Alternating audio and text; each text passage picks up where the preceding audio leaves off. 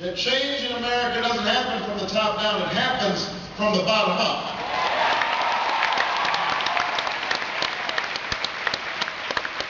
I learned that as a community organizer,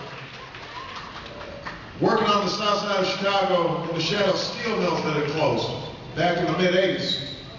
And I worked with churches to set up job training programs for the unemployed and after-school programs for youth. And it was hard work, but it was the best education I ever had because it taught me ordinary people can do extraordinary things when they are given an opportunity, when they are working together, when they're unified.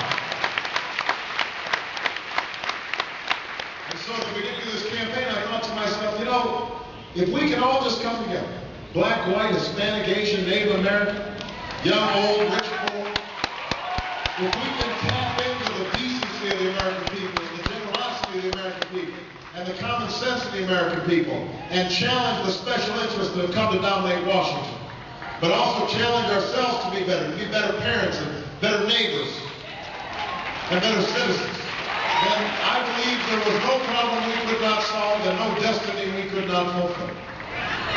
And I'm here to report that after 15 months, after traveling to 47 states, after talking to hundreds of thousands of people and shaking tens of thousands of hands, and probably hundreds of thousands of hands now, after kissing hundreds of babies. I'm going to kiss that one right there. That's cute.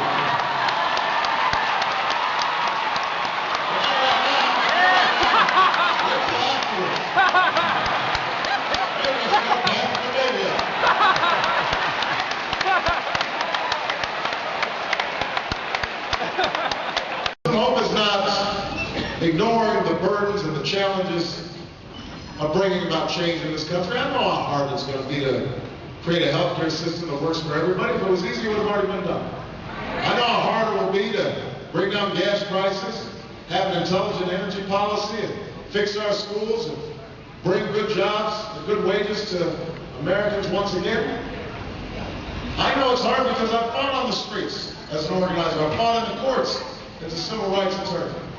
I have fought in the legislature, and I've won some, but I've lost some because good intentions aren't always enough. Sometimes you need political power, political will. I've seen how this country can get distracted and divided because of fear. We're made to be afraid of each other because of race or religion, or we are made afraid of immigrants or made afraid of gay people. I know how hard change is, but I also know this, that nothing in this country worthwhile has ever happened except somebody somewhere was willing to hope. That's how the founders declared independence against the mighty British Empire. Yeah. That's how slaves and abolitionists resisted that wicked system. That's how a man named Abraham Lincoln charted a new course to ensure this country would not remain half slave and half free. That's how the greatest generation defeated fascism. How they lifted themselves up out of the Great Depression. My grandfather fighting in Patton's army. My grandmother staying back with a baby in her arm, working on a bomber assembly line as part of the war effort. That's how women won the right to vote. That's how workers won the right to organize. That's how young people traveled south to march and to sit in. Some were beaten. Some died for freedom's cause. That's what hope is. That's what hope is. Imagining and then fighting for what did not seem possible before. And that's the moment we're in right now. That's the spirit that we have to embrace.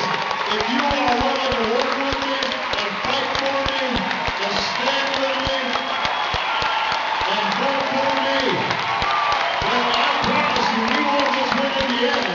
We will win this nomination. We will win the general election. And then you and I together will change this country and we will change the world. Thank you.